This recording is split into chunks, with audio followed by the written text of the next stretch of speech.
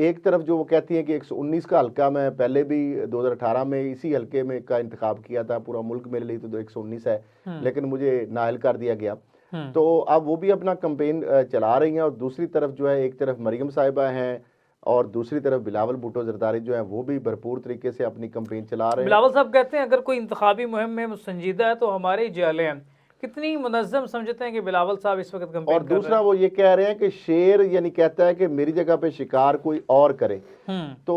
अब मामला ये है कि बिलावल भुट्टो जरदारी जो है वो जलसे तो कर रहे हैं पंजाब के अंदर, लेकिन सवाल फिर यही पैदा होता है कि वो जलसों के बाद क्या जो नतायज ऐसे होंगे जिसमें पीपल्स पार्टी की कौमी या सूबाई सीटें लेने में वो कामयाब होंगे, और कितनी सीटें लेने में कामयाब होंगे। लाहौर के जलसे से आप क्या प्रेफर करते हैं पीपल्स पार्टी की पंजाब में पोजीशन?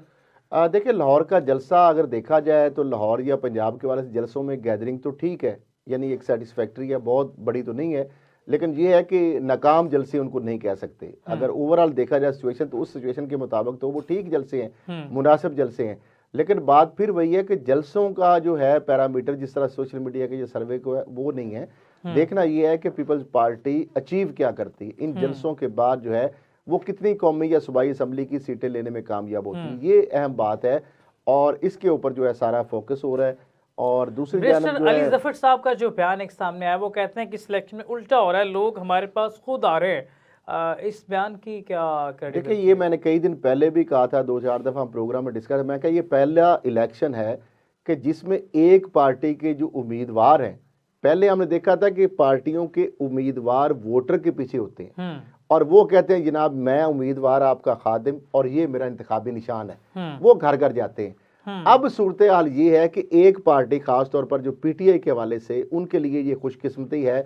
कि वोटर उनका जो है वो घर घर जाके बता रहा है कि हमारे हलके का, हमारी पार्टी का फलां जो बंदा है वो उम्मीदवार है और ये उसका इंतखाबी निशान है। यानी उम्मीदवार गायब और इंतखाबी मुहिम जो है वो जारी है।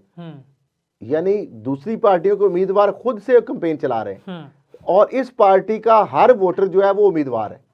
हर वोटर उम्मीदवार है और हर वोटर जो है वो अपने उम्मीदवार की कैंपेन चला रहे हैं। तो ये मैं समझता हूं कि ब्लेसिंग इन डिस्गाइज है कि आपने पीटीआई का निशान छीना और उसका फायदा ये हुआ कि पीटीआई के उम्मीदवार गायब है, वो अंडरग्राउंड है, वो गायब है, लेकिन उनका जो वोटर है वो एक्टिव हो गया। और उस एक्टिव होने की बजाय शायद उम्मीदवार घर घर ना जा सकता, उम्मीदवार मोहल्ला गली ना जा सकता, लेकिन उनका वोटर तो घर घर गली गली मोहल्ले मौजूद है और वो एक्टिव हो गए। अब उसके एक्टिव होने से तो बहुत अच्छी बात है, लेकिन देखना यह है कि क्या उस एक्टिव होने का 8 फरवरी को नतीजा वो लोगों को घर घर मैसेज पहुंचाने में तो कामयाब हो रहे हैं, लेकिन क्या वो वोटर्स को पोलिंग